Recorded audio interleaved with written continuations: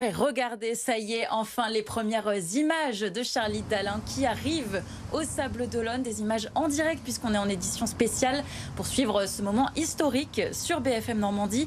Timothée, qu'est-ce qu'on peut ressentir à ce moment précis à la place là, de Charlie Dalin? Le connaissant un peu, il a peut-être même pas encore envie d'arriver vraiment à terre. Je pense qu'il profite de ces dernières minutes. C'est pour ça qu'il tout patiente seul. depuis 2 heures en pleine nuit. Voilà, il nous a fait nous lever tôt, c'est ça. Il se fait désirer. Il y a un peu de nostalgie peut-être de tous ces jours passés même en solo sur la mer. Ça doit être quand même particulier de revenir à terre avec en plus tant de monde qui attend au sable. Et surtout sur un Vendée Globe, là où en 2020 on a eu la crise Covid qui a un peu atténué le public. Moi j'étais sur le village du départ, c'était juste impressionnant. Là j'ai aucun doute que sur l'arrivée, il va y avoir du monde et encore plus à 14h.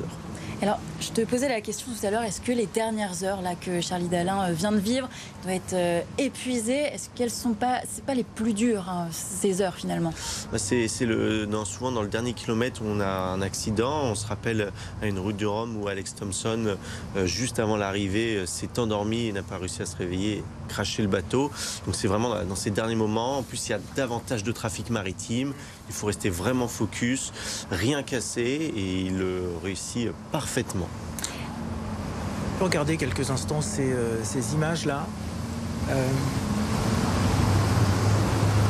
quoi, là, en ce moment, dans son bateau, il range ses petites affaires. Il continue à naviguer pour essayer de gratter quelques secondes. C'est quoi son état d'esprit, là? Je pense qu'il est concentré. Vraiment? Ouais, je pense qu'il est toujours concentré pour avancer plus vite. Et c'est quelqu'un qui... On le voit, on le distingue là sur les images. Voilà, à l'intérieur, dans le cockpit. Regardez, qu'est-ce qu'il fait là? Il règle. C'est pas fini encore la course. Il doit rester une vingtaine de minutes avant la ligne d'arrivée. En voile, rien n'est terminé tant qu'on n'a pas passé la ligne d'arrivée. Là, il va régler. Il va aussi préparer ce moment où il va falloir ralentir le bateau, parce qu'une fois qu'on a coupé la ligne, il faut le ralentir quand même avant de faire monter les équipes. Donc voilà, tout ça, ça se prépare, c'est des manœuvres qui sont longues. Ah, il peut encore arriver quelque chose en 20 minutes? Tout est possible. Tout est possible. Tout est possible. Un incident technique par exemple? Un accident technique, un accident avec un autre bateau, ce qui est peu probable quand même, là où on en est, mais ça peut arriver. Et puis je pense qu'il profite au max. Et là, on imagine qu'il a dormi quoi? 1 heure? Je pense qu'il n'a pas beaucoup dormi. Pas ouais. beaucoup dormi, ouais, ça doit être compliqué. Et derrière lui, donc, il y a Johan Richomme. Concrètement, est-ce que c'était vraiment envisageable qu'il puisse passer devant Charlie Dalin? Parce que c'est vrai qu'on nous dit ils sont au coude à coude, mais on ne se rend pas vraiment compte finalement tant qu'on n'est pas en mer. Déjà, ce qu'il faut savoir, c'est que les deux se connaissent très très bien. Ils sont soit 1 ou 2 ou 2 ou 1. Enfin, ils sont souvent sur les têtes de podium depuis vraiment plus de 10 ans. Et ils ont fait partie de la même écurie de course au large qui est massif il y a un peu plus de 10 ans aussi. Et la distance s'exprime en milles nautiques. Il y avait à peu près 150 milles nautiques, mais quand il y a une casse sur le bateau, tu peux vite perdre beaucoup plus en distance. Et donc tout était possible. Charlie a dû jongler entre la performance et sauvegarder le matériel. Il a vraiment bien fait, le bateau a l'air d'être en bon état, même si je pense qu'il ne nous dit pas tout. Il y a un sacré... c'est le ciel... C'est magnifique. Le ciel, ouais, franchement, une sacrée vue pour l'arrivée. De belles images en direct sur BFM Normandie. On sera à nouveau en direct tout à l'heure à partir de 14h. Parce qu'on vous rappelle peut-être, Anaïs, comment ça va se passer. Il y a d'abord le passage de la ligne d'arrivée. Ah oui, parce qu'il est arrivé premier quand même. Il faut bien le noter, puisque comme tu le disais, il reste 20 minutes, Timothée, et après c'est l'arrivée. On peut enfin souffler. Notre Normand aura normalement explosé le record du Vendée Globe. Et après 14h, parce qu'il faut attendre que la marée remonte pour remonter donc le chenal. Donc là, ce sera à 14h avec Bastien Bockel et toi, Timothée, en plateau. Et à partir de là, on aura les premières aussi prises de parole de Charlie Dalin, son retour d'expérience. Et on aura aussi une conférence de presse qui sera donnée 3 heures après son arrivée. Et vous la vivrez en direct, en intégralité, sur BFM Normandie, cette conférence de presse. Là, ce sont les lumières de la Terre qu'on voit au loin sur les images. Donc, il est, en kilomètres, il a combien de la côte, là? Oh là, je pense qu'il doit être à une dizaine de kilomètres, mais voire moins. On voit bien la nuit quand même. Mais il est plus très... Là, franchement, je pense qu'il est très proche. Et on l'a vu, là, en ce moment, au Sables d'Olonne, il est attendu. Il y a des gens qui attendent quand même depuis ce matin, qui vont rester à 14h. Qu'est-ce qui peut expliquer cet engouement autour du Vendée Globe, de la voile? Le Vendée Globe, c'est quand même la course, l'épreuve sportive la plus difficile au monde. Et donc, d'être tout seul sur un bateau, à des vitesses aussi exceptionnelles, dans des mers aussi difficiles, on peut que être admiratif face à tous ces skippers et skippeuses. Et rien que de terminer un Vendée Globe est déjà une performance extraordinaire. Et ça fait rêver beaucoup d'entre nous. Pendant qu'on profite de ces images qui nous sont fournies par l'organisation, c'est vraiment superbe, avec le lever de soleil. Faire des belles photos. Il y a de belles photos à faire. On va en parler à votre sponsor. Il y a quelque chose dont on a parlé dans le journal hier sur BFM Normandie, qui est une tradition quand les marins arrivent au port après ce genre de course, ce genre d'épreuve. C'est qu'ils décident en général du premier repas qu'ils vont prendre à terre et de la musique qui va les accueillir, les emmener jusqu'au ponton. Alors le choix a été particulier, Anaïs. Mais a été facile quand même, j'imagine. Moi, c'est marrant parce que donc il a choisi d'avoir un burger avec des frites, mais ça me paraît plutôt logique parce que qu'est-ce qu'on mange finalement sur un bateau, Timothée, pendant 65 jours? Faut quand même le préciser parce que. Eh ben, on mange bien moins bien que sur Terre. On en rêve du burger. On en rêve du burger. En fait, on a deux types de plats. C'est comme les astronautes. C'est soit du lyophilisé où on met de l'eau chaude dedans, comme les pâtes chinoises, soit de l'apertisé où on fait réchauffer le plat. L'apertisé, c'est mieux, mais ça pèse plus lourd. Et quand on est quand même sur une compétition, on essaie de faire du gain de poids. Mais voilà, on est content d'arriver à terre. Ça a vraiment du goût, ce que vous mangez? On est content d'arriver à terre. Voilà, vous avez un droit de réserve. Le burger est bien attendu. Et aussi, petite référence normande, puisque Charlie Dalin, il a choisi la musique d'Orelsan, La Terre est ronde, pour son arrivée. Donc Orelsan, qui est un rappeur normand. Et c'est une musique qu'on adore. Et je voudrais revenir sur le sommeil. Donc on disait c'est très long cette course avec très peu de sommeil. Vous voyez, c'est des micro-siestes en fait que les skippers font. Comment on fait pour tenir sur la durée? En fait, on dort pas beaucoup parce qu'il faut garder le cap. On dort peu parce que déjà c'est pas agréable de dormir sur ces bateaux-là. Oui, parce que comment on dort en fait? Il y a une espèce de couchette. Alors il y a deux façons. Soit il y a les sièges un peu comme en F1 où du coup ils se sentent dessus et ils dorment assis. Mais à un moment on dort un peu partout quand même. Hein. Et sinon on peut dormir sur un matelas gonflable, voilà, tout simplement. Grand luxe. Ouais. Il y a des réactions sur les réseaux sociaux. Est-ce que vous voulez qu'on aille faire un petit tour sur Instagram, Anaïs? On a Édouard Philippe, qui est le maire du Havre, donc, qui écrit, voilà, il s'est équipé pour aller rencontrer Charlie Dalin. Donc on découvre sur la vidéo le maire du Havre en train de passer une sorte de parka et puis embarquer sur un pneumatique et fournir des vidéos, alors moins belles que celles que nous avons sur notre antenne. Donc je vous conseille de rester avec nous. Ben voilà, on voit de jolies vidéos prises au ras des flots de ce voilier de Charlie Dalin qui va donc passer la ligne d'arrivée dans quelques minutes maintenant, et vous allez le vivre en direct sur BFM Normandie. Et alors, on a toujours Mathilde Caloc qui est avec nous ce matin. Elle est au SNPH, donc c'est le club de voile du Havre où tu es licencié, Timothée, avec Charlie Dalin. Mathilde, qu'est-ce qui se passe autour de toi? Raconte-nous. Exactement, Anaïs, il y a toujours du monde qui s'est rassemblé ici sur le port de plaisance du Havre au club de voile SNPH, et je suis justement avec c'est important pour vous d'être ici aujourd'hui? C'est plus qu'important, c'est du bonheur, c'est de la joie. En fait, voir Charlie passer cette ligne, on attend tous le moment officiel, mais on est déjà tous très très heureux. Et alors, expliquez-nous un petit peu, Charlie est aussi un ambassadeur du Havre. Oui, alors Charlie est un ambassadeur du Havre parce que depuis tout petit, il a appris le nautisme ici au sein du club du SNPH. Il a été suivi par la Ligue de Normandie. Et donc, c'est sur les bassins, c'est dans notre estuaire qu'il a fait ses premières armes, qu'il a gagné ses premières médailles, ses premières coupes. Et aujourd'hui, c'est le champion que tout le monde suit. Il y a déjà 4 ans, on était fiers de lui, mais un petit peu déçus aussi. À la dernière Transat, on était tous malheureux. Et aujourd'hui, on est très très heureux, et c'est mérité parce que quand on voit le travail qu'il fait, le suivi et aussi les valeurs de l'homme toute sa personnalité, c'est vraiment quelqu'un qui mérite d'être récompensé. Et puis aujourd'hui, il a été chercher une très très belle victoire. C'est aussi une figure, un exemple, un modèle pour les enfants qui voudraient se mettre au sport ici au Havre. Oui, tout à fait. Je me rappelle lors de la dernière Transat, on avait amené des classes de CM2 et il fallait voir avec quelle gentillesse, avec quelle simplicité Charlie leur expliquait son quotidien, comment il était à bord du bateau, tout ce qui était des principes du nautisme. Et donc, ça donne vraiment envie lorsqu'on voit des gens qui sont aussi accessibles que ça et lorsqu'ils sont en mer, aussi concentrés, aussi déterminés. C'est des beaux exemples pour notre jeunesse et puis pour l'ensemble des Havraises et des Havrais. Et alors ici au Havre, vous allez organiser une petite fête pour célébrer cette victoire, c'est ça? Oui, on va d'abord le laisser se reposer. On va regarder un petit peu la façon dont tout ça va prendre, parce qu'aujourd'hui, il va y avoir beaucoup de médias qui vont venir autour de lui. Et puis quand on voit les efforts et aussi l'état de fatigue, il faut quand même, je pense, d'abord penser à lui.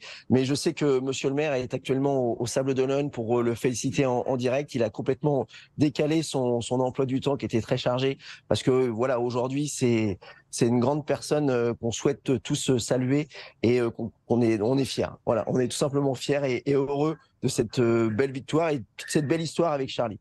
Et vous aussi, élu à la ville du Havre, vous allez continuer à suivre cette arrivée avec Je vous avoue, impatience. Tout à fait. Aujourd'hui, tout ce qui est de notre programme, de notre emploi du temps est un petit peu décalé parce qu'on est tous passionnés et c'est vrai que là, on est en train de décaler soit nos réunions, soit nos différents agendas pour pouvoir profiter de l'événement. Pour nous, c'est nos Jeux Olympiques en direct parce que c'est unique. Oui, puis c'est quelqu'un qui est vraiment accessible, Charlie, qui est toujours présent, qui a toujours répondu présent pour la ville du Havre, pour l'ensemble de tous ses partenaires. Et c'est vrai que c'est des moments uniques et on veut vraiment les vivre à 100%. Merci beaucoup. Et bien voilà, Anaïs, on va continuer de suivre cette arrivée de Charlie Dalin de près ici au port de Plaisance du Havre avec une trentaine de personnes, des adhérents, des élus et ses plus grands supporters. Et oui, et nous aussi sur BFM Normandie, notre journée elle est consacrée à Charlie Dalin qui nous fait rêver concrètement avec ce record explosé. 9 jours de moins que le record détenu par Armel Lecléache qui s'exprimait d'ailleurs hier dans une émission du Vendée Globe. Donc on le disait, Charlie Dalin, Mathilde, tu viens de l'expliquer, il inspire les enfants mais aussi les plus grands puisqu'il disait qu'il était heureux que le record soit battu. Il parle même d'un record qui était prévu pour être battu. Donc on le disait, pour des bateaux de plus en plus performants. On le voit d'ailleurs, le bateau de Charlie Dalin qui s'affiche à l'écran. Donc je suis très heureux que le record soit battu par Armel Lecléache. C'est une source d'inspiration maintenant, Charlie Dalin. Ça l'était déjà avant et là c'est confirmé. Ça part, ça va être dur de battre ce record. Et il met la barre haute sur tous les aspects, tout ce qu'il démontre depuis plusieurs années, et que ce soit sa rigueur, il a quand même mis énormément d'énergie dans la conception de son propre bateau, avec son staff évidemment, dans la conception des voiles, c'est un excellent météorologue, sur la préparation physique. On ne se rend pas compte quand même, mais il a fallu monter d'un cran quand même les skippers aussi sur cet aspect-là. Il a travaillé sur la nutrition, on en parlait tout à l'heure, sur le sommeil. C'est quelqu'un qui bosse, quoi. Justement, physiquement, comment on se prépare pour le Vendée Globe? Parce que même, j'y pensais, mais quand on est sur le bateau pendant 65 jours, au niveau de la motricité, ça doit quand même un peu se compliquer. On se force à faire des tours de bateau pour marcher? Alors effectivement, on marche peu, mais comme ça bouge beaucoup, eh bien, on doit on doit quand même bien contracter tous les appuis. Et on a au début une baisse de poids, une baisse de masse, et après ça reprend. En fin de compte. À bord, enfin. on mange particulièrement bien. Bien gras. Et alors Charlie Dalin, je voudrais souligner un point. Il a un diplôme d'architecte naval et il a participé à la conception du bateau qu'on voit sur les images diffusées en direct. Il avait pensé à tout pour gagner, c'est ça? Déjà, ce qu'il faut savoir, c'est que je pense 75-80% des skippers ont plutôt un diplôme d'ingénieur. Ça représente vraiment les skippers. Et il est entouré aussi de François Gabard, qui a quand même déjà gagné un Vendée Globe. Ils ont l'expérience de la construction d'un ultime, qui sont les énormes trimarans avec SVR. Et donc il a aussi toute l'expérience autour de lui. Ouais. On le voit, le bateau de Charlie Dalin qui arrive toujours avec ce lever de soleil magnifique. Il a de la chance parce qu'il n'a pas de pluie.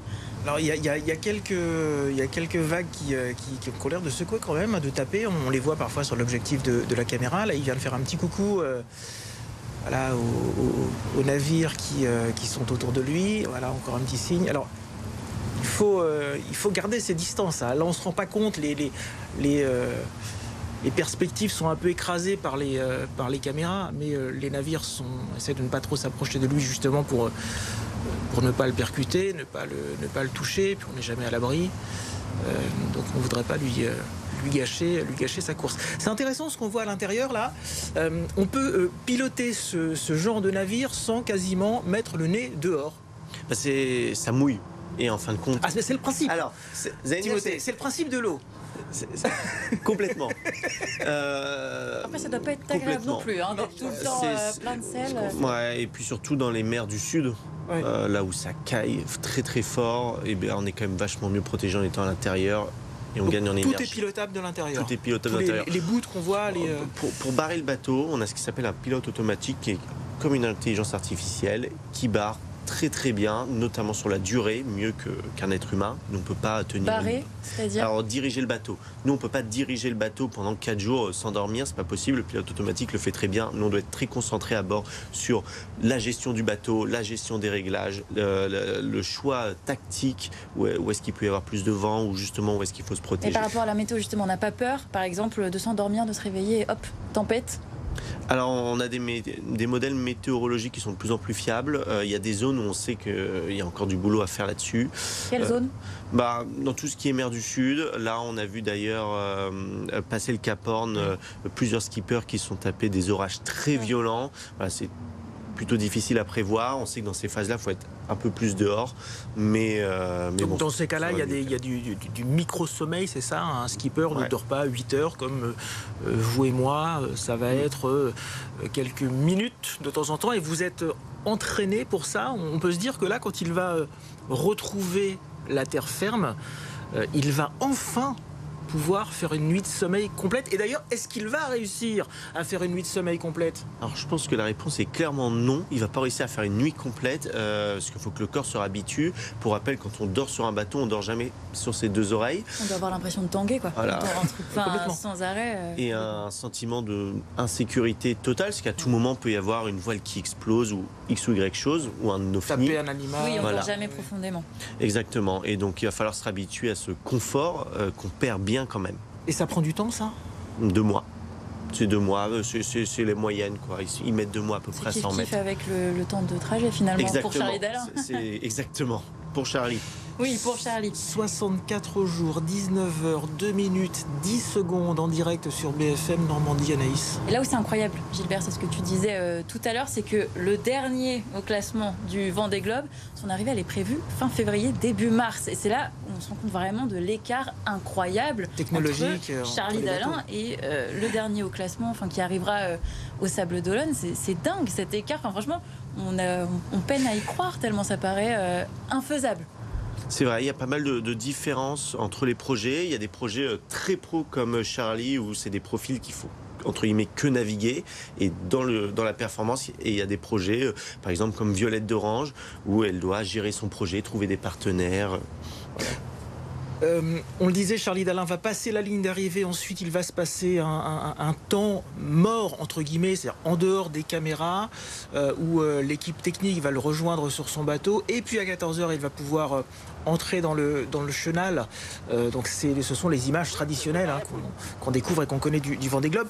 Son programme à lui de la journée, Charlie Dalin, quand il va passer la ligne d'arrivée, il va discuter avec son équipe, avec ses proches. Il se passe quoi après? On peut imaginer quoi? Je pense qu'il va y avoir des sacrées accolades, peut-être quelques larmes, parce que c'est quand même une course qui est extrêmement épuisante et qui tape sur les nerfs. Puis il a un petit garçon qu'il n'a pas vu depuis 2 mois, Oscar. Et puis il a ses enfants, sa femme, sa famille. Son burger à manger. Voilà, donc il y a énormément voilà, il va revoir ça va beaucoup de monde. Une forte charge émotionnelle. Et Exactement. j'imagine qu'il y a des engagements aussi auprès de l'organisation, auprès des partenaires, auprès des sponsors. Massif sont sur l'eau là actuellement. On a pu voir sur les stories Instagram. Il va pouvoir aller échanger avec les collaborateurs de Massif.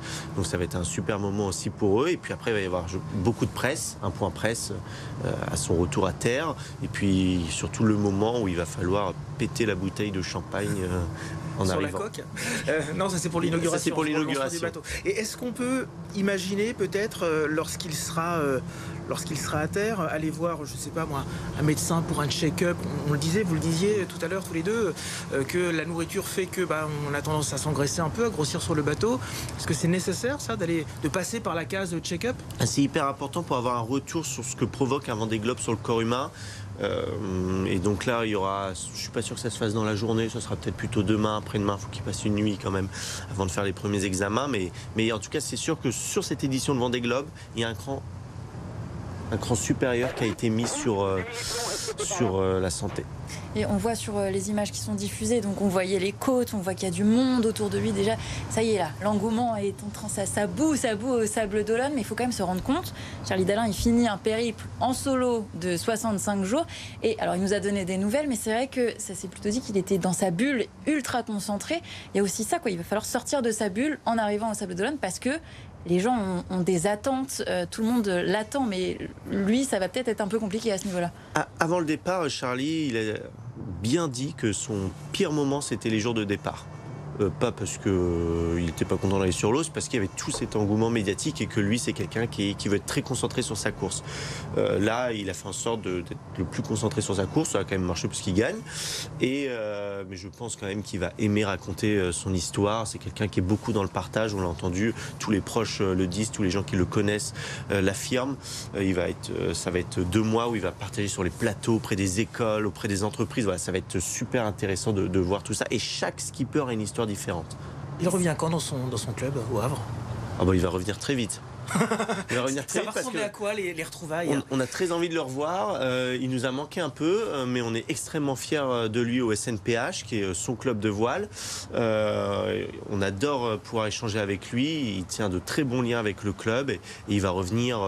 Je pense qu'il va avoir 2 mois de médiatisation hyper importante avec les partenaires aussi. Est-ce que ça va créer des vocations au Havre, en Normandie, plus largement?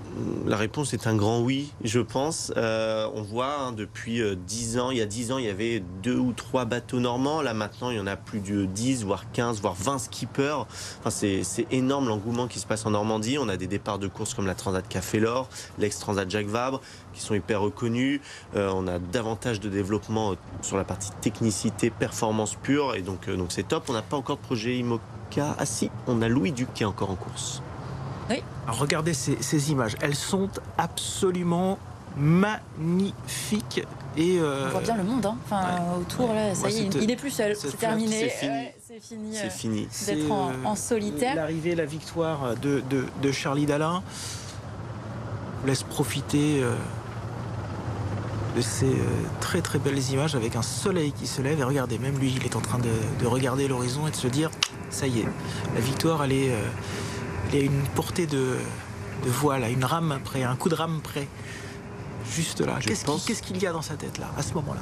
Je pense que les yeux commencent à piquer. Oui.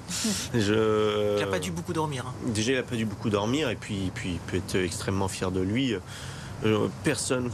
Tant qu'on n'a pas fait un Vendée Globe, on n'imagine pas l'énergie et l'épuisement que ça provoque et puis on peut que être admiratif. C'est un rêve quand on fait de la voile, de se dire de participer au Vendée Globe, c'est quand même le tour du monde en pratiquant sa passion, quoi. On a 2 épreuves phares, soit les Jeux Olympiques, soit le Vendée Globe. Et souvent ceux qui font de la course au large ont un jour, au moins un moment, rêvé du Vendée Globe. On voit sur les images de la direction de course ces nombreux navires. Alors il y a des vedettes, il y a des thématiques, des zodiacs. Ce sont quoi ces bateaux? Ce sont de la presse, l'organisation? Alors il y a vraiment de tout le monde. Il y a les partenaires, la presse, la famille, les amis, le maire du Havre. Voilà, donc vraiment tous les personnes qui l'entourent et aussi des spectateurs qui adorent la voile et qui ont pu se lever tôt. C'est quoi les conditions de sécurité? On a l'autorisation de s'approcher avec son bateau? On doit s'enregistrer? Il y a l'autorisation. L'IMOCA massif est quand même protégé par des bateaux de l'organisation de course qu'on peut voir si on plisse un peu les yeux avec les drapeaux rouges. Et alors là, le bateau ralentit un peu, mais tout à l'heure, il était quand même à 20 km/h. On ne se rend pas compte, mais ça va quand même déjà assez vite. Là, il ralentit un peu pour vraiment profiter de ces derniers moments. J'aimerais revenir aussi sur son bateau. C'est donc un IMOCA. C'est quoi la particularité de ce bateau? Alors un IMOCA, c'est un bateau qui fait 60 pieds. 60 pieds, mince, je viens d'avoir une colle sur la longueur de ce bateau, ça va être 22 mètres. Oui, on le voit, de toute façon sur les images, c'est un grand bateau. C'est les mêmes bateaux qui font le Vendée Globe déjà depuis beaucoup d'éditions. C'est pour essayer d'avoir une... Dans les monocoques, ça fait partie des bateaux les plus rapides.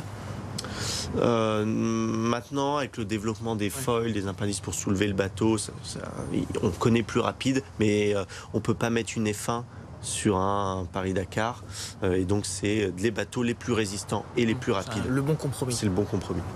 En termes d'équipement, parce que là on vient de voir Charlie Dalin, cagoule, salopette, comment on fait pour... parce qu'il y a eu plusieurs moments en fait pendant le parcours, moments où il a fait très chaud. Bon, là, il fait froid, on va pas se mentir. Comment on fait pour contrer le froid? Parce qu'on peut pas prendre trop d'affaires non plus à bord. Il y a des équipements spéciaux? Alors, il y a énormément de développement des tenues de plusieurs marques. Pour citer une marque française, c'est Guy Cotten, par exemple, qui travaille sur différentes couches de vêtements. Maintenant, on va pas se le cacher, de toute façon, on a froid, quoi. On a froid et des fois, surtout dans les mers du Sud, où ça dure des fois 30 jours, où il fait -3, -4. On réchauffe un peu. Et je crois qu'il est en train de faire une dernière manœuvre actuellement direct. On appelle ça un virement de bord, d'ailleurs. Alors, c'est quoi? Il change le sens de sa voile, c'est ça? Voilà, exactement. Il a tourné face au vent pour changer de côté, se rapprocher. On ne peut pas aller face au vent avec un bateau. On est obligé de tirer des bords pour remonter. Donc là, il vient de faire un dernier virement. C'est toujours une manœuvre un peu fatigante. Il faut régler les voiles. Il faut accélérer. Exactement. Sachant qu'on le rappelle, il a extrêmement peu dormi. Enfin, oui. Il faut quand même garder encore un peu de jus jusqu'au bout. Oui, je pense qu'il est quand même encore bien conscient. Tout va tomber au moment où il va passer une ligne d'arrivée. Mais est-ce qu'il ne devrait pas tarder d'ailleurs? Justement, la ligne d'arrivée, on nous a annoncé 7h, on nous a annoncé 7h30, on nous a annoncé 8h. On parle désormais de entre 8h20 et 8h30. J'imagine qu'on est tout proche. Eh bah ouais, là on doit être à 5 minutes. On le voit par rapport aux côtes qui s'affichent. Ça se rapproche. Et ce qui est sûr, c'est que... Elle est matérialisée comment, cette ligne d'arrivée? Entre, je pense, 2 bateaux solides ou 2 points fictifs. On a ce qu'on appelle un logiciel, c'est un peu le Waze de la voile, qui s'appelle Adrena à bord et qui permet de choisir ses routes. D'accord. Car là, c'est à bord. Là, on va regarder ces images et les laisser vivre sur BFM Normandie. Ce sont des images absolument magiques. Franchement, le temps est dingue. Le lever de soleil est dingue, digne d'un record aussi dingue que celui qu'a fait Charlie Dalin. Il y a du monde. C'est impressionnant de voir autant de monde derrière, et on voit tous les bateaux alignés derrière lui, et je crois je me demande, alors je ne suis pas un expert, mais on a un gros bateau qui est juste à l'avant droite de Charlie Dalin. Je me demande si c'est pas un de ces bateaux qui matérialise la ligne d'arrivée. En tout cas, ça serait pas étonnant. On voit la fumée quand il respire, il fait froid. Ça se voit qu'il fait froid. Moins 3 degrés en ce moment sur les sables d'Olonne. Là, c'est ce mouvement-là, quand il mouline, c'est ça? Qu'est-ce qu'il fait? Exactement. Et là, il règle les voiles. D'accord. Ce qui lui permet de décupler. On ne pourrait pas border les voiles à la main, c'est trop puissant. Et donc, on a une espèce de moulin qui permet de décupler notre force. Il y a une résistance pour pas que ça remouline à l'inverse? Ouais, il y a des petits crans. Des petits cliquets, exactement, des petits cliquets. Et là, il est vraiment sur le dernier bord, face à la ligne d'arrivée. Après un tour du monde, donc on n'a pas tellement parlé encore du parcours. Quels sont les points clés sur le parcours du Vendée Globe? Le point, je pense, qui rend le plus heureux les marins, c'est le Cap Horn, parce que c'est le dernier cap et qui permet de quitter. Avant de remonter.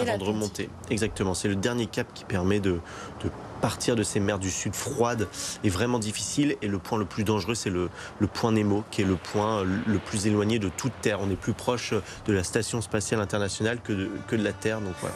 Autant vous dire que les moyens de sécurité sont très faibles. Et donc, on entend les cornes. Ça se rapproche.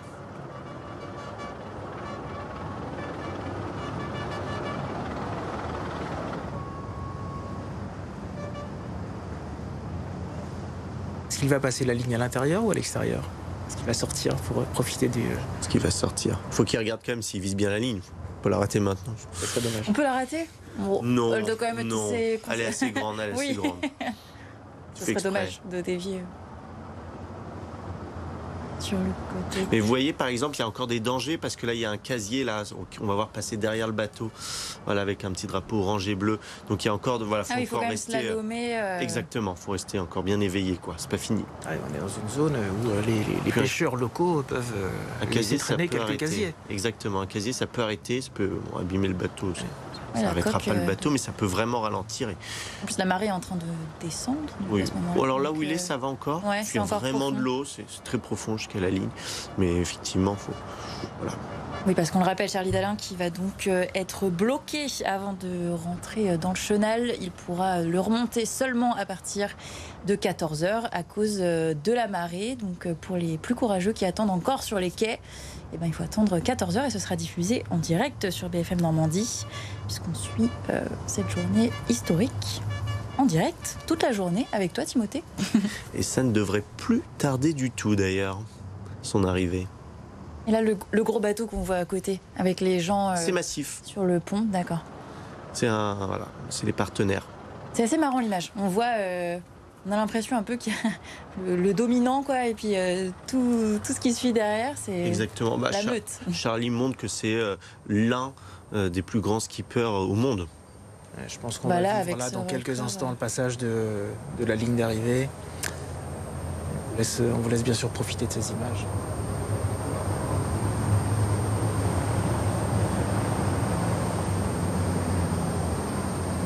Là, on voit quand même les expressions, là, ça y est. Là, Du sourire, il y a des là, relâchements. ça y est, là, ouais. Ouais, mais seulement maintenant, je trouve. Là, ce qu'il a entend autour les du radios, cou, c'est sa manette de pilote, ce qui permet de diriger le bateau. Mais le lever de soleil est fabuleux. Enfin, Donc on vous parlait des feuilles, là, c'est ce qu'on voit là. Exactement. Voilà. Ah oui. Ce qui permet de lever le bateau pour avoir moins de frottement avec l'eau. Dingue. On se croirait au Havre. Et on n'a pas l'impression d'être en hiver. Hein. On a l'impression une douce journée d'été. Je pense que les gens sur l'eau qui Oui, je pense l'attendent qu'il me depuis contrediraient. Oui, oui. plusieurs je suis- heures, Mais nous, depuis le plateau, ça va. c'est vachement mieux. Quoique, on vit ça qu'une fois tous les 4 ans. Bah oui. Un pour ça. record absolument pulvérisé, malgré des conditions de vie à bord, vous le disiez tous les deux, des conditions extrêmes. On a parlé de Charlie Dalin qui a navigué dans ces mers du Sud, casquées à une vitesse phénoménale. Ces mers du Sud avec des conditions de mer toujours aussi violentes. Cette remontée qui a été tout aussi phénoménale. Et il a quasiment fait le grand chelem sur tous les pointages. Je crois qu'il n'y a qu'un seul pointage où... Il a eu un peu de casse à un moment avec une voile qu'il a dû réparer, donc ralentir. C'est là où Johan Richomme est vraiment revenu, son concurrent qui est juste derrière et qui arrivera, je crois, en fin de journée, je pense. Et, Ça a duré 36 heures quand même. ouais. Ça devait être très long pour Charlie. Oui, 36 heures quand on sait qu'on est en tête. oui, et ça quand va être on a mis compliqué. autant d'énergie, c'est pour ça quand même en consolage, il faut être vraiment humble. C'est vraiment la caractéristique principale de Charlie, parce que la casse arrive pour tout le monde, tout le temps, tous les bâtons de la casse. Alors justement, comment ça se passe quand on a de la casse en pleine mer? Parce que donc c'est une course en solo, on n'a pas le droit d'être ravitaillé, on n'a pas. C'est un peu compliqué pour la communication. Comment ça se passe? Il y a deux types de profils. Charlie, il donnera jamais l'information qu'il a cassé, ou très très peu. À son staff? Alors à son staff, oui, mais pas en extérieur, en tout cas pour pas Motiver que le les concurrent autres. derrière D'accord. soit davantage motivé. Oui, on a d'autres skippers qui le diront un peu plus, qui seront plus ouverts. Et ensuite, il faut réussir à réparer. Donc on passe par beaucoup de formations en amont pour réparer les voiles, réparer le moteur, réparer la structure du bateau, voilà, ou réparer le bonhomme à bord, parce qu'on n'a pas de médecin au cas où. On voit le bateau de Charlie Dalin qui arrive enfin au port. Il y a L'image ce bateau qui est en haut de l'écran, en haut à droite de l'écran, et tout près du port, et Mène ça là-bas. ressemble bien à une ligne d'arrivée, ça. Oui. Bateau qui est arrêté, il y a On quelques attend l'autre de minutes. l'autre côté. On pourrait presque vouloir qu'il aille un peu plus vite. Et on a envie de lui dire, Pousse. pousse un peu. Ça y est, il est à l'extérieur. Il y a un moteur sur ce bateau scellé? Exactement, les moteurs sont scellés. Alors on en a besoin quand même de le faire tourner, mais on ne peut pas avancer pour recharger les batteries tout simplement. Et pour remonter le chenal, il remonte au moteur? Oui, donc là il va y avoir l'organisation qui va venir à bord pour voir si le moteur est toujours scellé. Si le moteur n'est plus scellé, Et il y a la ligne d'arrivée que l'on voit là. eh ben, il y a une pénalité. Ah oui, c'est Ce globe terrestre Ouais, c'est dingue. Oui. illuminé, Avec la lune au-dessus, comme c'est dirait Orelsan, la Terre est ronde. Il a bien choisi sa musique en fait. Ouais, hein. pas normal. C'est un rappeur normand. Oui. On rappelle que notre skipper Charlie Dalin, je dis notre skipper parce qu'on va être. On l'a bien chauvin. suivi quand même. Ben oui, c'est On va être notre. chauvin. Va couper la ligne d'arrivée, être rejoint par ses proches, par l'organisation de course, ces échanges qui vont rester privés. Et puis ensuite, il va faire quoi d'ailleurs? Il va faire des ronds dans l'eau avant de rentrer dans le chenal. Chenal des Sables d'Olonne qu'il ne pourra prendre qu'à partir du moment où la hauteur d'eau sera assez importante, c'est-à-dire quand la marée va être suffisamment haute, la mer suffisamment haute, ça sera autour de 14h et vous vivrez en direct sur BFM Normandie. Mais en attendant, entre 8h22 et 14h, il se passe quoi? Ils vont descendre les voiles. Allumer le moteur. Et puis, ils vont devoir attendre. Je pense qu'il va manger quand même. Un truc un peu Sur son bateau ou il quitte son bateau? Non, je pense qu'il quittera pas le bateau. Je pense qu'il restera dessus. Peut-être que je me trompe, mais en tout cas, voilà, on le voit arriver vers cette ligne d'arrivée. Avec Bravo Charlie sur le bateau. Bon, les Normands, est-ce qu'on serait pas un petit peu fiers là? Clairement fier. Franchement, c'est assez fou de vivre des moments historiques, notamment dans le sport, parce que c'est des moments qui marquent toujours beaucoup de personnes, et de se dire que c'est des sportifs de nos régions, comme Carrément. on l'entendait tout à l'heure, c'est vraiment c'est vos JO, quoi, à Carrément. vous et à nous aussi. Et cette finalement.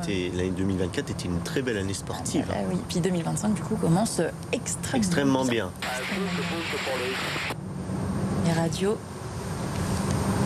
Mais là, l'excitation doit être dingue de se dire je viens de boucler un tour du monde. Je pense qu'il est comme un Pour la fou. deuxième fois. C'est quelqu'un qui est, je pense, plutôt introverti. Oui. On va vite le voir s'il va le rester. Mais même pour lui, Dans les même, quelques minutes. même s'il ne le dit pas, je pense qu'à l'intérieur, Oh, ça doit pétiller quand même. On a envie de lui parler. Il se rapproche. On a enlevé la cagoule.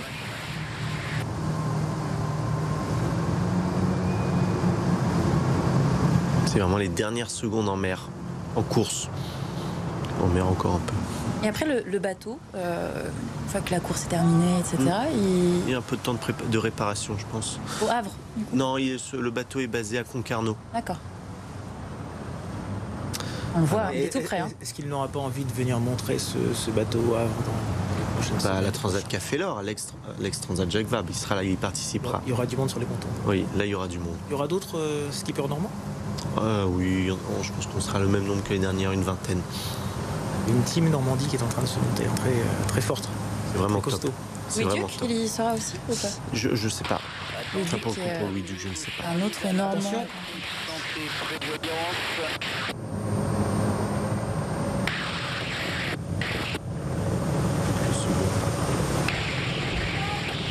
Top Massif Santé Prévoyance, vainqueur Et du ben Vendée voilà. Globe 2024-2025. Ces images de dingue. Il l'a fait, Charlie Ah, là, Dalin. on le voit, le soulagement, ça y est. C'est Énorme. c'est extrêmement 64 émouvant. jours, 19h23 minutes. C'est Charlie Dalin, notre énorme. skipper champion, normand, qui a explosé le record du Vendée Globe. Et il le mérite. Là, c'est Tous le spectaculaire. méritent, mais Charlie. Là, ça y est, là, il y a du relâchement. Là, cet instant Oui, ça se précis, voit. cet instant précis, regardez où Charlie Dalin Sur son visage, sur. souffle et semble se dire, ça y est, je l'ai eu, il ne m'échappera plus. Ça, c'est fait, il peut le cocher. Il a gagné un Vendée Globe. Avec un record. Avec un record. Parce que, quand même, c'est Historique. Gilbert, tu le disais, 64 jours, 19h23 minutes. La dernière fois, c'était le dernier record, c'est quand même 74 jours. C'est énorme, on en C'est parlait. énorme. Et on voit son. 9 jours, c'est long. Hein. Son bateau, ah bah oui, non, mais c'est énorme. Jour et nuit quand même. Donc là, il va commencer à ralentir un peu le bateau, normalement. Ou alors il n'a pas envie de s'arrêter, mais il ralentira le bateau, les équipes vont monter, et puis on va voir. Et il va sabrer le champagne à ce moment-là? Ou plus tard dans la journée? Je pense qu'il va le sabrer au moment où il va arriver sur le ponton. D'accord. Ou peut-être là aussi une première aussi. Bon, 2 bouteilles, c'est pas trop, je pense, quand on a fait un tour. Même en faire 3 ou 4. Une à l'arrivée, une pour le Chenal et une 3e au Havre. Et oui.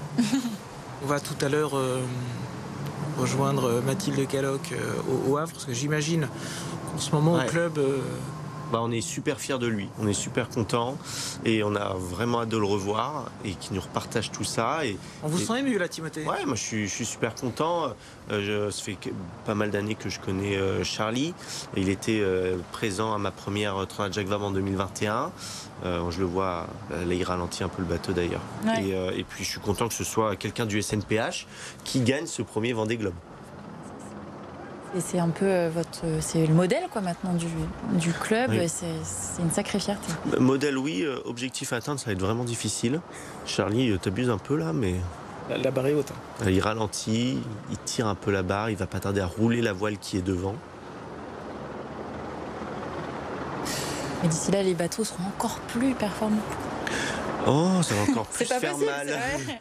Mais non. Non, mais complètement. Moi, je connais quelqu'un qui dit qu'un objectif ne s'atteint pas, mais il se dépasse. Donc voilà, il faut garder ce cap. 64 jours, c'est quand même c'est un très Ouais. très bel objectif. Voilà les premières accolades entre Charlie et Et son oui, équipe. c'est d'ailleurs son premier rapport physique quoi depuis 2 mois et demi.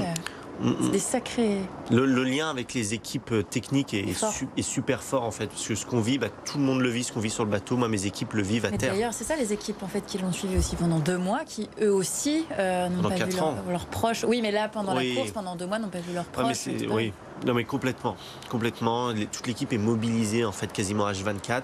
On a des cellules de crise qui sont créées, voilà pour que ça puisse communiquer de jour comme de nuit. Vous connaissez les gens qui sont avec lui sur le navire là? Ils disent quoi là? Bon, je pense qu'ils le félicitent, tu vois. Je pense que vraiment ils disent bien joué, Carlito. Mais non, là c'est que l'équipe technique. Ils sont déjà en train d'échanger, de débriefer. Oui, il va ce qui tirer s'est le bilan passé là. sur le bateau. Vous disiez tout à l'heure que possiblement il a pu y avoir un peu de casse, mais qu'il n'en a pas fait trop état. Et surtout Charlie, ça s'arrête pas là l'aventure avec Massif. Il lui reste encore 2 années. Il lui reste cette année 2025 où il participera à la Transat Café l'Or et la Route du Rhum 2026 dans 1 an et demi, quoi, quasiment 2 ans. Et donc il a, je pense, et j'en doute pas, encore cette envie d'aller chercher 2 victoires et donc il va tout faire pour y aller et puis on espère qu'il va encore gagner. Et les petits sacs que vous voyez, c'est souvent les sacs où on met la nourriture dedans. Ils sont protégés dessous et un peu près étanches. Timothée Gilbert, je vous propose d'aller au SNPH, donc le club de voile dans lequel tu es licencié avec Charlie Dalin. Mathilde Caloc, l'ambiance doit être dingue, tout le monde doit être extrêmement fier. Exactement, il y a eu beaucoup d'applaudissements dès que Charlie Dalin a franchi la ligne d'arrivée. On suivait ça de près sur le petit écran derrière nous, comme Sylvain et Tanguy, moniteurs de voile ici au SNPH. C'est une grande fierté pour vous? Ah bah oui, forcément, il vient du coin, donc on est toujours content quand il y en a quelqu'un de chez nous qui gagne. Surtout un Vendée Globe où c'est quand même la plus grosse course. Ouais.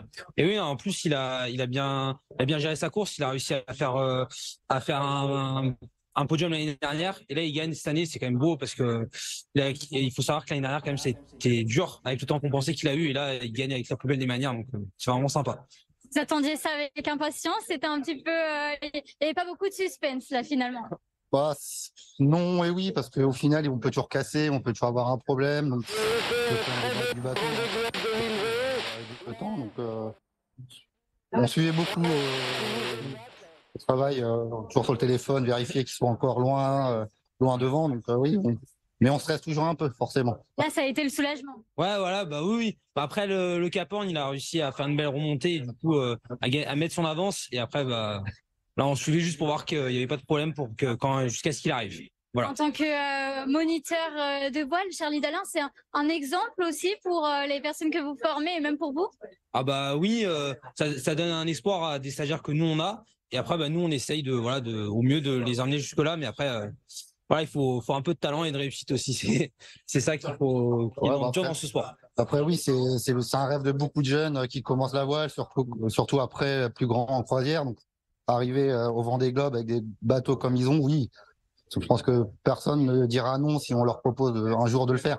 Et là, quelle va être la suite du programme? Vous allez fêter ça dignement? Alors, dignement, mais calmement.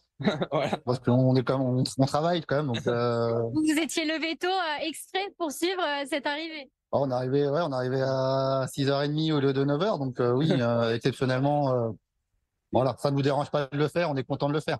Voilà. Ah oui, non, pareil, exactement la même chose. On va fêter ça, mais sobrement, calmement. Voilà. Avec un petit déjeuner en prime. C'est ça, le petit déjeuner, le petit café, ouais. C'est ça. Et vous allez continuer à suivre tout au long de la matinée quand il va arriver dans le chenal? Nous, on va juste suivre après la rentrée dans le chenal, voilà. Parce qu'on a comme du travail à côté. mais on va suivre la rentrée et puis vivre au maximum avec lui. Vous aviez organisé votre emploi du temps en fonction? Pour aujourd'hui, exceptionnellement, ouais. Le chef a été cool, donc on a de la chance. Eh bien, merci beaucoup, Anaïs. Sache qu'ici, en tout cas, on continue à suivre cette arrivée dans la bonne humeur. Et on va continuer tout au long de la matinée à suivre justement l'arrivée du vainqueur du Vendée Globe 2024-2025, Charlie Dalin. Merci beaucoup Mathilde. Et oui, une arrivée historique puisque Timothée, Charlie Dalin a pulvérisé le record du Vendée Globe. De combien de jours déjà ? Il a passé la ligne d'arrivée au bout de 64 jours, alors que le dernier record, c'était 74 jours. On l'a dit, grâce à des bateaux qui sont de plus en plus performants. Là, maintenant, Charlie Dalin, il doit attendre que la marée remonte pour atteindre le chenal. Est-ce que tu peux nous rappeler ce qui va se passer pour lui maintenant ? Là, on peut voir sur les images qu'il a roulé sa voile qui était devant pour ralentir. Il va quasiment stopper le bateau. Il y a du monde qui est monté à bord pour vérifier si le moteur était toujours scellé. Maintenant, ça va pouvoir être validé, donc ils vont pouvoir allumer le moteur. Une fois que tout va être fait, il va descendre la grand voile et sa famille va pouvoir monter à bord. Mais je pense qu'il a encore besoin peut-être de quelques minutes. Il faut savourer, prendre le temps de se dire qu'on a bouclé un tour du monde seul, à la seule force du vent, sans aucune énergie fossile. En 64 jours. En 64 jours, 19h, 22 minutes, 49 secondes. Cet après-midi sur BFM Normandie, Anaïs, on va vivre à partir de 13h45, soyez des nôtres. 13h45, peut-être même un petit peu plus tôt, on va s'adapter à Charlie Dalin. Et à la marée. Et vous vivrez cette remontée du chenal en direct sur votre chaîne info. Et puis vous vivrez 3 heures plus tard, donc on peut considérer, autour de 17h, la diffusion en direct de la conférence de presse de Charlie Dalin qui reviendra sur ses 64 jours de course en solitaire. Un Normand sur le toit du monde, un Normand roi des océans, ce matin en direct sur BFM Normandie. Sur l'Everest des mers, c'est comme ça qu'on appelle le Vendée Globe, c'est exactement ça. L'Everest des mers, puisque on le rappelle, c'est une épreuve, c'est surhumain de réussir à boucler le Vendée Globe. Il y a plus de monde qui monte en haut du vrai Everest que de personnes qui arrivent à faire le tour du monde en course. Et donc c'est l'épreuve la plus difficile pour un être humain. C'est une vraie performance. On voit les images donc en direct avec on voit des pancartes avec la tête de Charlie Dalin. Bravo Charlie. Alors ces pancartes, elles ont été copiées des JO. Copiées sur les JO. C'est une entreprise française qui a fabriqué ces têtes géantes qui étaient fournies, n'étaient pas vendues, elles étaient offertes à quelques spectateurs et on les voyait comme ça sur les écrans de télé et c'est en train de faire une tache d'huile. On en voit de plus en plus de ces têtes géantes. Charlie Dalin, vous voyez ce temps absolument formidable. les émotions qu'on a vécues en direct aussi sur BFM Normandie, parce qu'on l'a vu, Charlie Dalin, il y a eu l'avant, le passage de la ligne d'arrivée, et l'après, où la explosion de joie, allongé par terre, les émotions étaient complètement dingues. Une info de Mathilde Caloc qui est en ce moment au Havre, qui nous envoie un message. Charlie Dalin, son visage va être projeté ce soir, donc j'imagine à la nuit tombée, son visage projeté sur le volcan. Excellent. Voilà. Le Havre, la Normandie tournée vers Charlie. Égérie du Havre, qui représente notre région sur le Vendée Globe et qui la représente extrêmement bien finalement. Complètement. Tous les Havrais connaissent Charlie. Tous les Havrais qui viennent sur le village du départ de la Transat Jacques Vabre, la Transat Café L'Or maintenant, viennent pour voir Charlie. Ce qui peut des fois être un peu frustrant pour les autres, ce qui peut être vrai, mais en soi, on ne peut pas lui en vouloir. Et on est tous extrêmement fiers et que sa tête soit sur le volcan, un emblème de la ville, un emblème sur un emblème. Et c'est vraiment top. On le rappelle, le Vendée Globe, c'est une course qui a lieu tous les 4 ans. Donc là, on repart sur 4 ans de préparation pour les skippers. Exactement. D'abord, quelques mois de repos, je pense jusqu'à juin, au moins. Le temps de réparer le bateau, réparer le bonhomme, faire une pause et se poser des questions sur la suite. Faut le prendre. C'est fou. Ça passe très vite. Ça passe vite et en même temps, c'est quand même une durée qui est conséquente et qui est à la hauteur de l'épreuve. Complètement. Le Vendée Globe, c'est quelque chose de très sérieux où il faut se préparer pendant longtemps. Et donc 4 ans de préparation, c'est presque peu. En fait, pour être prêt, on n'est jamais prêt jusqu'au moment où il faut y aller. C'est un peu comme un examen ou le jour du bac. Mais en tout cas, voilà, 4 ans, ça passe très vite. Et il y en a même qui se préparent en 2 ans des fois. Et donc, c'est vachement court. Comme Yoann Richomme, qui a eu le bateau après la dernière route du Rhum, qui a dû se préparer en très peu de temps. Comment on fait pour se qualifier pour le Vendée Globe ? Alors, c'est un système de 1000 nautiques de distance. Il faut avoir fait une certaine distance. Il n'y a que 40 places pour participer au Vendée Globe. Et souvent, depuis cette édition, il y a plus que 40 projets. Et donc voilà, on est obligé de faire un système. Mais on voit Charlie, avec sa femme, sa famille et Oscar. Et son fils. Son fils Oscar et l'émotion de dingue. On va pas laisser vivre ces images.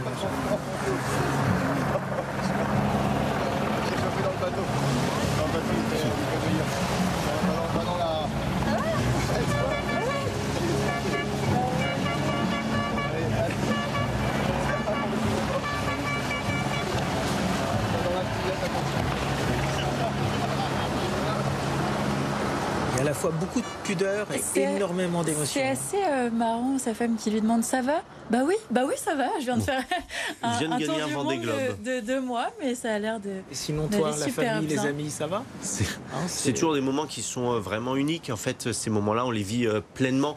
Moi, sur mon premier départ de course, ma première Jacques Vabre, j'ai clairement versé des larmes parce que c'est des moments super forts, mais on ne sait pas pourquoi. Parce que on part, mais on sait qu'on va revenir, quand on espère revenir. Tout est fait pour, en tout cas. Tout est fait pour, mais c'est juste que c'est tellement d'émotions, tellement d'engagement, tellement d'énergie de la part de tous. Des performances qui sont tellement dures. Pas données à tout le monde. Vous êtes très peu nombreux à vous lancer quand même dans des courses en solitaire. En voile, c'est assez fou. Oui. Pour le commun des mortels du moins. Il n'y a plus confort. Il n'y a plus confort, mais c'est des émotions qu'on vit très rarement dans d'autres sports, ou en tout cas dans d'autres situations. Et puis moi, je suis tellement content de pouvoir les vivre. Une question, quand on revient comme ça à terre, qu'il y a autant de monde, autant de sollicitations, et qu'on a passé quasiment 65 jours seul avec soi-même, est-ce qu'à un moment donné, on n'est pas saoulé de voir autant de personnes qui vont avoir envie de parler avec vous, de vous toucher, de faire des selfies, d'échanger, de partager? Je pense que la partie la plus dure reste quand même celle quand on est en mer et qu'on profite tellement quand on arrive à terre qu'on ne veut pas louper un Interview, Charlie Dalin en direct. 10 minutes. Je suis une rafale, j'ai jamais vécu des émotions pareilles. C'était de la folie, là. Cette ligne d'arrivée avec la lumière comme ça du jour qui commençait à percer. J'ai jamais vécu ça de ma vie, c'était incroyable comme moment, c'était de la joie, c'est la plus belle ligne d'arrivée de toute ma carrière, de loin, incroyable. Est-ce que dans tes rêves les plus fous, le scénario de cette course était aussi beau ? Dans ce Vendée Globe 2024, j'en rêve depuis le lendemain de l'arrivée du Vendée Globe 2020. Et c'est 4 ans que je me suis battu avec l'équipe, on a travaillé dur, on a tout donné pour faire ce super bateau, ce super Massif Santé Prévoyance, pour essayer de penser ce bateau, pour le mettre au point. Et tout le monde s'est donné à fond, le bateau il était nickel et voilà, ça fait 4 ans qu'on vit pour ça. Et ça y est, on a atteint l'objectif, c'est super. Mais tu t'interdisais toujours de penser au résultat, tu pensais d'abord à la manière, tu l'as montré tout au long de la course, tu as fermé toutes les portes à Johan ces 3 derniers jours, vraiment jusqu'à cette nuit on regardait la ligne et tu tricotais des bords vraiment jusqu'au dernier bout pour aller chercher chaque oscillation du vent. Maintenant tu peux savourer le résultat quand même. Ouais, je suis super heureux de ce résultat, c'est génial, quoi. Le Vendée Globe, la victoire du Vendée Globe c'est quelque chose d'unique et c'est super, je sais même pas quoi dire tellement je suis heureux d'être de retour au sable avec un record en plus. Et non, c'était une course vraiment intense, j'ai l'impression d'être parti avant-hier. Franchement, j'ai l'impression d'avoir fait une course de 48 heures, tellement c'était intense, tellement c'était rapide, tellement ça a enchaîné. On a descendu l'Atlantique Sud à une vitesse folle, 23 jours de mer du Sud. C'est incroyable aussi, remonter de l'Atlantique, pareil. Tout à l'heure, avant de franchir la ligne d'arrivée, je me disais, mais j'ai l'impression d'être parti il y a 2 jours, quoi. Vraiment, j'ai vraiment l'impression d'être parti il y a 2 jours, quoi. Il y a juste la température qui a changé, quoi, mais non, vraiment, super cette course. Le bateau, j'ai eu quelques soucis, mais vraiment pas grand-chose. Le bateau est en parfait état. Grâce au super travail de l'équipe, j'ai les meilleurs du monde dans l'équipe. Guillaume Convescure, Jean-Yves Gault, Pierre, Coquin, Binge, Matt, c'est tous des champions du monde. Le bateau il est incroyable. Ils sont allés dans un détail fou de préparation. J'ai vraiment un bijou entre les mains pour faire ce tour du monde. J'ai pu tirer dessus comme jamais, et il n'y a pas grand chose qui a bougé. En tout cas, tout ce qui a bougé, j'ai pu le récupérer parce que j'ai pu le réparer ou le remplacer parce que aussi tout le matériel embarqué était très bien pensé. Et voilà, chaque fois que j'ai eu un problème, j'ai pu le résoudre et remettre le bateau à 100% et continuer à attaquer. Et voilà, ça fait le résultat que ça fait. Et voilà, je suis le plus heureux du monde aujourd'hui.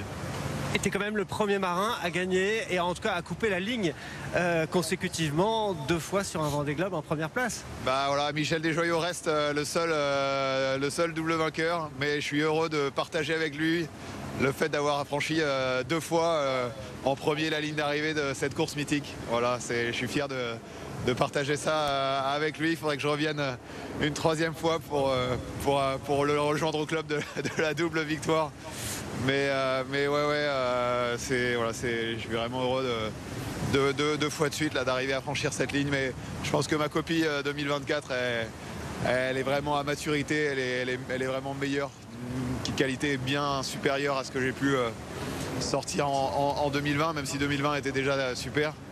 Mais voilà, je suis vraiment content de mes trajectoires, de mes choix. Et ouais, c'est un super bilan de ce tour du monde, quoi. Et on t'a trouvé super serein, même dans ce match contre ton meilleur ennemi en fait depuis des années.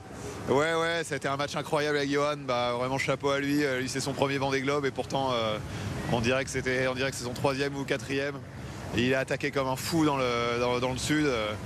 C'était vraiment incroyable à quel point on a l'impression qu'il avait fait le Vendée Globe toute sa vie et vraiment bravo à lui. Et je pense que c'est grâce à lui qu'on a fait le tour du monde en si peu de temps, parce que voilà, ça m'a aussi moi poussé à toujours renvoyer de la toile, renvoyer des riz, régler le bateau en permanence pour aller chercher les systèmes, creuser. Et voilà, je pense que c'est grâce à ce duel qu'aujourd'hui il y a un record de battu. Je pense que c'est grâce à Johan et au duel intense qu'on a vécu pendant une grande majorité du Tour du Monde.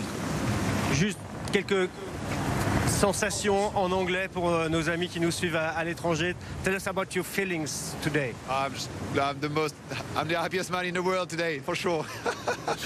winning the Vendée Globe. Charlie Dalin extrêmement heureux après cette arrivée au Vendée Globe. On a tout fait pour y arriver et il l'a fait, battre et pulvériser le record du Vendée Globe en 64 jours, alors que le dernier record était de 74 jours. Il a remercié son équipe et moi aussi je voudrais le faire. Merci beaucoup à Timothée Paulet d'avoir été avec nous ce matin en plateau. Quand est-ce qu'on te revoit sur la mer ? Très vite, parce que j'ai moi aussi un bateau sur lequel j'ai envie de naviguer, un nouveau classe 40, et donc je vais aller le récupérer à la Trinité cette semaine et le ramener par cette température chaude à la maison au Havre. Merci beaucoup Gilbert Guérand aussi d'avoir été avec nous en plateau. Un plaisir. C'était un moment historique qu'on a vécu en direct, grâce et surtout aussi à notre éditeur Paul Coudray, grâce à qui vous avez pu voir les images en direct historiques de l'arrivée de Charlie Dalin au Vendée Globe. Et Mathilde Caloc. Et Mathilde Caloc, bien sûr, qui était au Havre avec les fidèles supporters de Charlie Dalin. À 14h, n'oubliez pas, on vous retrouve en direct sur BFM Normandie pour suivre la remontée du chenal de Charlie Dalin avec Bastien Bockel. Toujours avec toi, Timothée. Je vous souhaite de passer une très belle fin de matinée. Tout de suite, la météo.